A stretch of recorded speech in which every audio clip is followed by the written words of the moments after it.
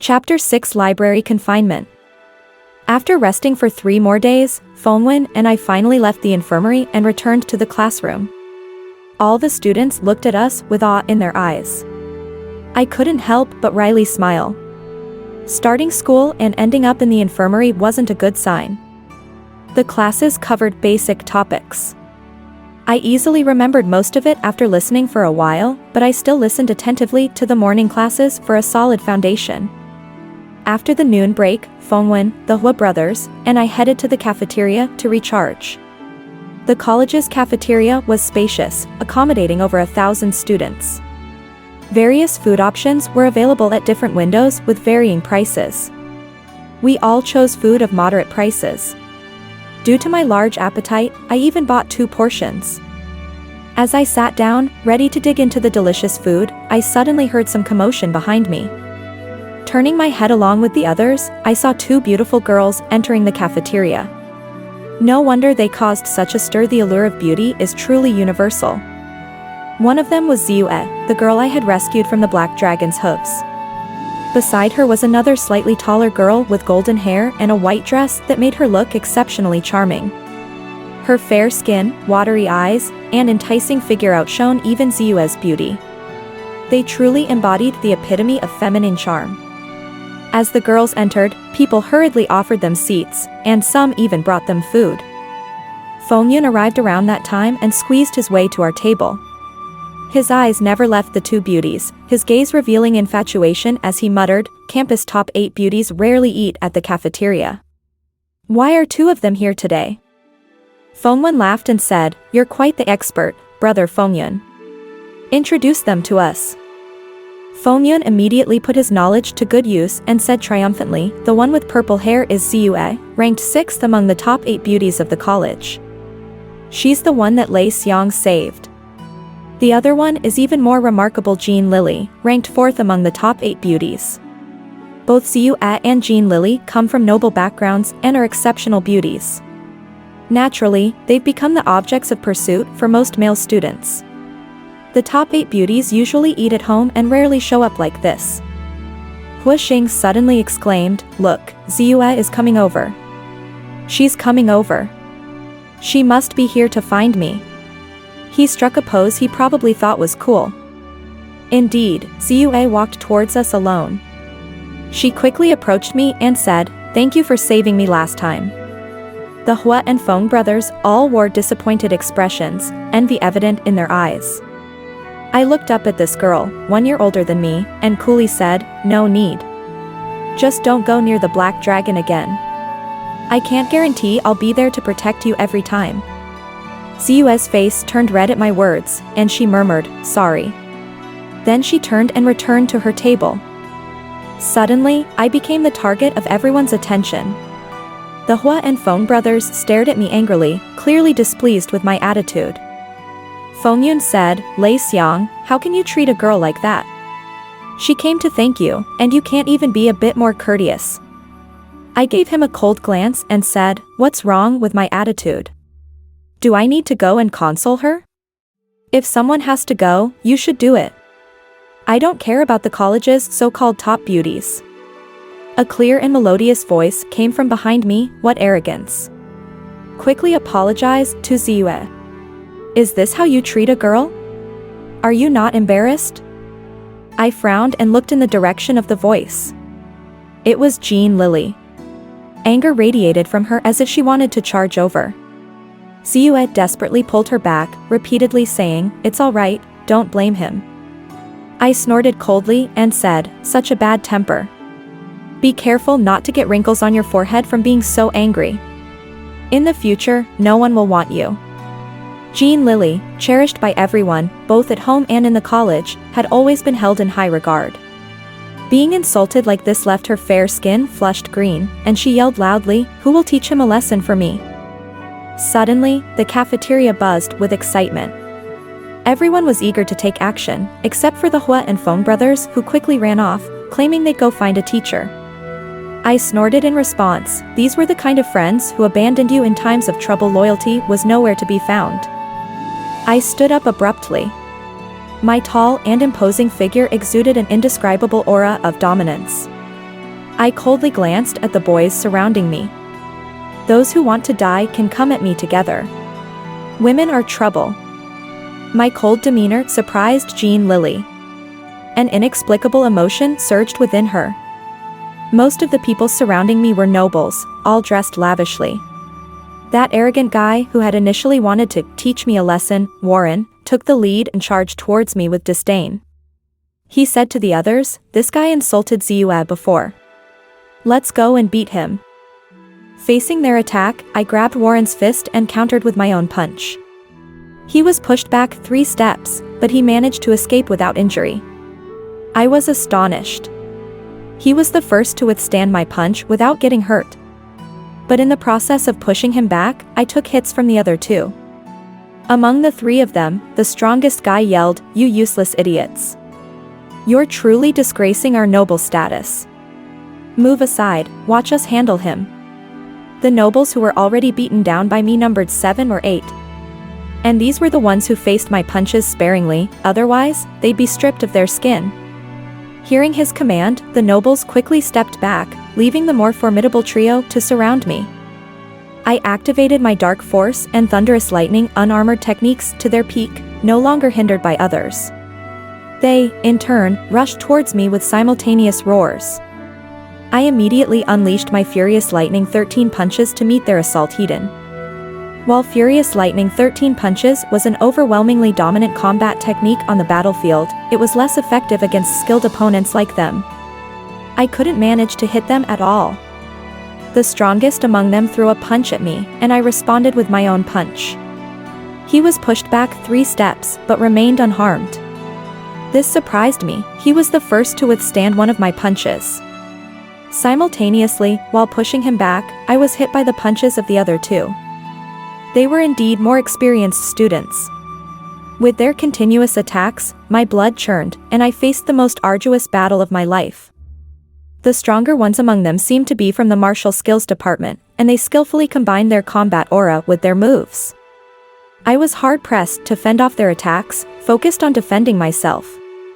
Blood trickled down my lips, but I persevered in the midst of their barrage. In the midst of their assault, a stern voice rang out, "Who dares to use such a malevolent magic? Oh, divine light, grant me strength, and cleanse this world of its endless dust with your holy radiance." Radiant light. A golden radiance enveloped the black mist created by my dark magic attack, causing the mist to rapidly dissipate. As for the user of the spell me, I felt a tremendous pressure and then warmth, and then everything went blank. When I woke up, I found myself in the infirmary. Oh, no, this shouldn't be the infirmary. The facilities here are much more complete than the last place I stayed at. It should be an advanced medical facility. It's all thanks to those 2 flower-like troublemakers. I must stay away from them in the future. This battle made me realize how far behind my skills are. I lost 2 times in a row. The feeling of having strength but being unable to use it is really frustrating. Once my injuries heal this time, I must seize the time to cultivate and avoid causing any more trouble. I felt completely weak, unable to summon any strength in my body. However, there was no sense of pain. Unexpectedly, after coming to the Dragon God Empire, I've already been to the infirmary twice due to incidents. At this moment, a male doctor walked in, wearing a white coat. "You're awake." I nodded weakly and asked, "Doctor, why am I here? And why can't I use any strength?" The doctor chuckled, checked my eyelids, and said, "Young man, this is the on-campus hospital of the Tiandu Academy. You were hit by the Vice Dean's radiant light. You're lucky to be alive. You're quite strong, you woke up so quickly. Rest well, there's no major issue, and your body will gradually recover. Once you're better, the Vice Dean wants to talk to you. I'll leave now, a nurse will come to take care of you later." Talking to the Vice Dean? Could he have already discovered my identity? That's unlikely. I just used dark magic, and there are people on the continent who use similar dark magic. Besides, I do have a human body after all, so I'm not entirely similar to the demons. So why is he looking for me? To inquire about the source of my magic? Probably. Regardless, I need to overcome this hurdle. I still have to continue studying at the Tiandu Academy. A nurse approached, young in age with fair skin and large eyes, looking quite adorable. She kindly asked, "Is there anything uncomfortable?" I shook my head. She smiled slightly and said, "Then I won't disturb your rest. If you need anything, just call me. I'll be outside." Suddenly, I remembered something and called out, "Nurse, could you come here for a moment?" The nurse hurried over and asked, "What's wrong? Are you feeling uncomfortable?" I said, "Nothing's wrong, I just want to go back to the academy." She looked puzzled. "Go back to the academy? Why do you want to go back? You should focus on recovering from your injuries first." I shook my head and said, "I can't wait. I have something very important to do." She inquired, "What's so important?" I snorted and said, "It's none of your business. Just let me go back." The nurse frowned and said, "If you don't tell me why, I definitely won't let you go." I tried to use my dark demon chi or thunderous lightning unarmored, but neither could be activated. Right now, I'm just an ordinary person, powerless. I sighed and said, "Fine, I'll tell you. It's because my horse is at the academy. Since I came here, I haven't fed it. It only eats the food I give. If I don't go back soon, it'll starve." The nurse chuckled, "There's a horse like that? Only eating the food from one person? I don't believe it." I hurriedly said, "It's true. Please, let me go back." After a brief pause, the nurse said, "With your current condition, how can you go back?" "All right, I'll go get a wheelchair. But you have to go quickly and come back quickly, without any delays." This nurse is quite reasonable. I eagerly said, "Sure, as soon as I've fed it, I'll come back immediately." Her flexibility made me feel somewhat favorable towards her. I don't know where she got the wheelchair from, but she helped me sit in it. The hospital is very close to the academy, and we entered the campus quickly. It's class time now, so there aren't many people on the playground. Under my guidance, we soon reached the stable. When we arrived, I unexpectedly saw a small figure crouching there, arranging hay and throwing it to Black Dragon through the wooden fence. What's even more strange is that Black Dragon is eating it eagerly. Well, it's a traitor now, eating food from someone else. Thinking about it, I can't really blame it, it was probably starving. The nurse smirked and said, "Is that big eating and big drinking fat horse yours?" She had a mocking glint in her eyes. To actually call the majestic Black Dragon a fat horse. It's both laughable and exasperating. I didn't reply and gestured for her to push me closer. As I got nearer, I realized that the one feeding the horse was Ziyue. The sunlight was strong, causing her forehead to be covered in sweat as she worked. Her laborious appearance unexpectedly stirred a strange feeling within me. I spoke coldly, "Who told you to feed my horse?" Ziyue was startled and turned around to see me. A surprised expression appeared on her petite face, but it quickly transformed into a happy look. "You're better? I'm really sorry about the other day. You got hurt because of me. You've been in the hospital for several days already, and I was afraid your horse would be hungry, so I came to feed it. At first, it didn't want to eat, but I coaxed it for a while before it started." I took the hay from her hand and fed it to Black Dragon.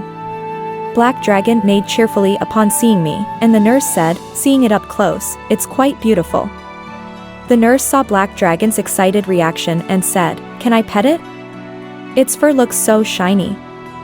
I intended to reject her, but a strange feeling arose within me. I grabbed Black Dragon's reins and whispered to it, "Let this young lady touch you, she means no harm." Then, I turned to the nurse and nodded.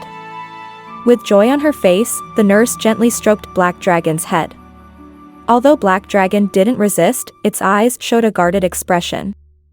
Ziyue watched from the side, hidden sadness in her eyes. She turned to leave, her petite figure looking so lonely. Seeing her desolate appearance softened my heart. "Wait a moment," I called out to Ziyue. Ziyue turned back, forcing a smile. "Is there something else? Since you're back, I don't need to feed it anymore." I gazed deeply at her and said, "Thank you for feeding Black Dragon. Ziyue was surprised by my change in attitude, a hint of joy in her eyes. She whispered, "It's okay. If it weren't for me, it wouldn't have gone hungry." "Well, since it let you feed it, could you help me feed it for a few more days? My injuries haven't healed, and I might need to stay in the hospital for a while."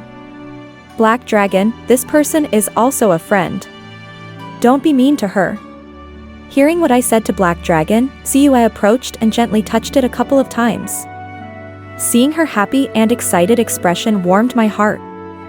I turned to the nurse and said, "Let's go back." Ziyue bowed to the nurse and said, "Thank you for taking care of him." The nurse smiled faintly. "You really care about him." "Don't worry, it's my duty." Seeing Ziyue like this, ripples formed in the lake of my heart. On the way back to the hospital, the nurse kept asking me who Ziyue was, and whether she was my girlfriend. I glared at her impatiently, but that didn't work. She continued to pester me, and I finally said, "She's a senior student from the year above me. When I first came to the academy, she almost got trampled by Black Dragon when she tried to touch it. I saved her once, that's all." The nurse asked, "Then why did she say your injury this time was because of her?" "You're so annoying. Do all the nurses at your hospital interrogate patients like this?" I said unceremoniously. The nurse's expression dimmed, but she didn't say anything. She silently pushed me back, probably because of my injury. My heart softened, and I couldn't bear to see her like this, so I told her the story of how I got injured this time. The nurse laughed. "It seems that this Miss Ziyue really likes you." I furrowed my brow and said, "Why are you so nosy? Can I have some quiet time?" Finally, we returned to the hospital. I told her, "I need to rest. You can go about your business. If I need anything, I'll call for you." With that, I closed my eyes and ignored her. I could finally escape from this incessantly chattering fly. And so, I spent another 8 days in the hospital before my strength finally started to recover. During these 8 days, the nurse visited me every day, chatting with me. Though I found her somewhat bothersome, her persistent presence seemed to have opened up my darkened heart. Eventually, I began to anticipate our conversations. After these days of recuperation, my injuries were completely healed. I was ready to return to the academy. With my time with the nurse coming to an end, I felt a twinge of reluctance. On the day of my discharge, she walked me to the hospital entrance. Her eyes were red as she asked, "Will you remember me?" I nodded without saying a word. She said, "Remember, I'm Kaylin. Be sure to come visit me." I let out a soft sigh and said, "I'm Lei Xiang. If I have the time, maybe I'll come." With that, I left the hospital, feeling traces of both reluctance and fondness. I realized that both Ziyue and Kaylin had left indelible marks on my heart. The beauty and tenderness of human women were fully embodied in them. They gradually unlocked the sealed doors of my heart. Walking into the classroom, nobody dared to talk to me. Since they were ignoring me, there was no need for me to pay attention to them either. I went to my seat, and Hai Xing beside me said, "Lei Xiang, are you better now?" I nodded. "I'm sorry about last time. But we really went to get reinforcements, even the vice dean was invited." It seemed that he still didn't know that it was the vice dean who had sent me to the hospital with a beating. I smiled wryly and replied, "You're making things more complicated.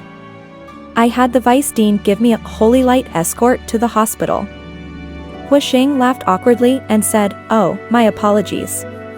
But you've helped the commoners by standing up. Many freshmen from the first year see you as an idol now." I glanced around and said, "I haven't noticed that. They don't even greet me, and yet they talk about idols?" Hu Xing whispered, "You don't know, since the last time you fought with those aristocrats, they vowed to get back at you.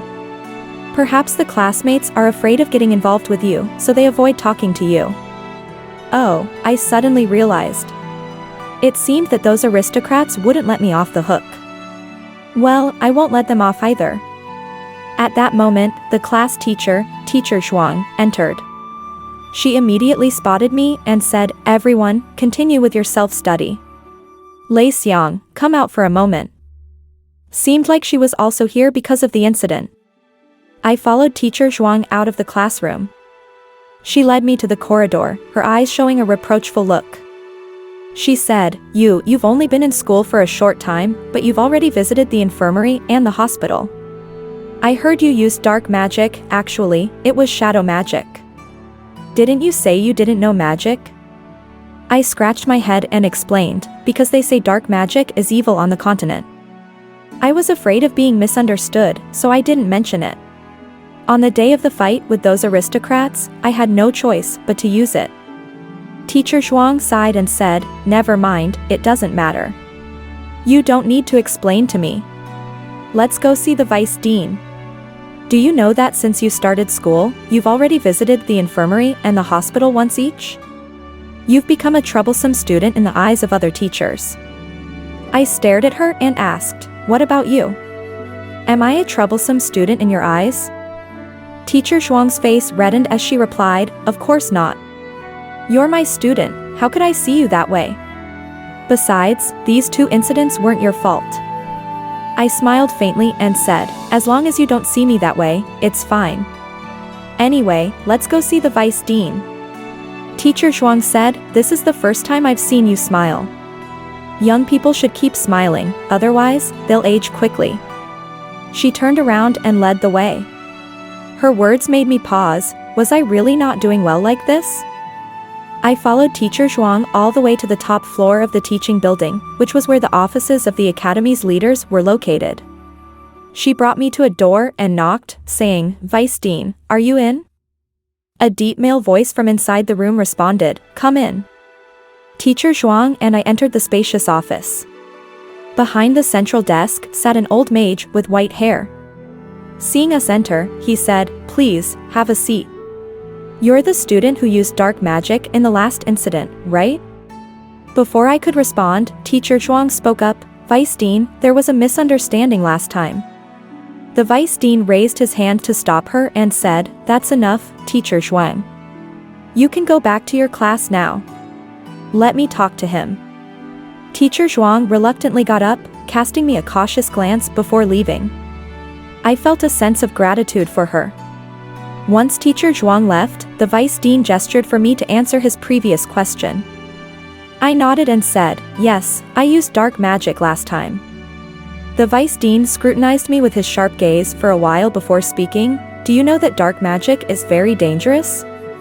A single misstep could lead to loss of life. If I hadn't arrived in time during the last incident, who knows what kind of trouble could have occurred? I replied indignantly, Last time, there were so many of them attacking me. If I hadn't used dark magic, I might have lost my life. I used it to protect myself.